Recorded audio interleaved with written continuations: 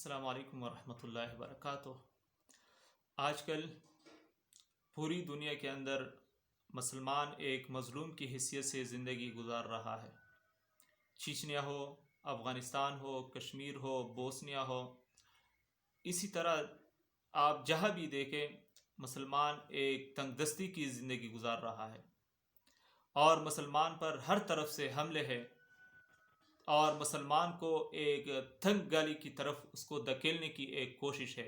یہود، ہنود، عیسائیت اور جتنے بھی الکفر ملت واحدۃ کا ایک سما قائم ہے، تمام اسی کوشش میں ہے کہ مسلمان اور اسلام کو دنیا سے مٹا کر اور صفائے ہستی سے اس کو مٹا دیجیے۔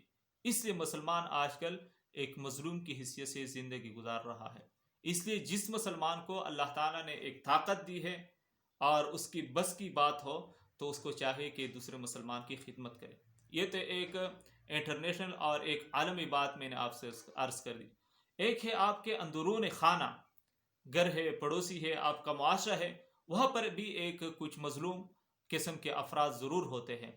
اس لیے آپ نے اس کی بھی حمایت کرنی ہے، اس کی بھی مدد کرنی ہے، تاکہ آپ کل قیامت کے دن اللہ تعالیٰ آپ سے جو مشکلات ہیں وہ آپ سے دور کرے۔ مسلمان کی پردہ پروری، پردہ پوشی، یہ آپ کی ڈیوٹیوں میں سے ہے، آپ کی ذمہ داریوں میں سے ہے۔ مسلمان کی پردہ چاک کرنا یہ مسلمان کی نشانی نہیں ہے، اسلام کی نشانی نہیں ہے۔ مسلمان پر پردہ ڈالنا یہ مسلمان ہونے کی۔ اس لیے اس کے متعلق ایک حدیث پڑھتے ہیں۔ عن عبداللہ ابن عمر رضی اللہ تعالیٰ عنہما سے روایت ہے، ان رسول اللہ صلی اللہ علیہ وسلم کی یقین نبی کریم صلی اللہ علیہ وسلم نے فرمایا، المسلم اخو المسلم، کہ مسلمان مسلمان کا بھائی ہے۔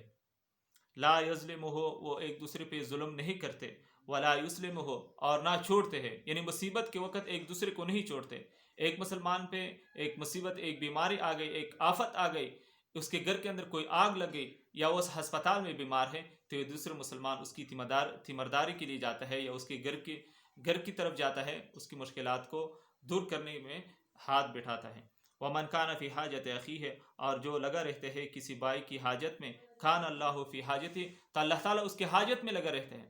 دیکھیے، ایک مسلمان کی حاجت پوری کرنا تو اللہ تعالیٰ کی طرف سے یہ انعام ہے کہ اللہ تعالیٰ آپ کی حاجت پوری کرے گے۔ وَمَنْ فَرَّجَ عَنْ مُسْلِمٍ كُرْبَةً، اور فرج مانا دور کرنا، ختم کرنا، اور جو کوئی مسلمان سے دور کرے کربتاً، کوئی مشکل، کوئی مصیبت، کوئی کرب، فرج اللہ کربتاً، تو اللہ تعالیٰ اس سے مشکلات کو دور کریں گے۔ من قربات یوم القیامت، قیامت کے دن کی وہ جو سختیاں ہے، وہاں پر ایک ہو کا عالم ہوگا، اور نفسا نفسی کا ایک نعرہ بلند ہوگا، ہر زبان پہ، ہر لسان پہ ایک نعرہ بلند ہوگا، یہاں تک کہ نبی بھی یہ کہے گا کہ نفسی نفسی، تو وہاں پر یہ عالم ہوگا۔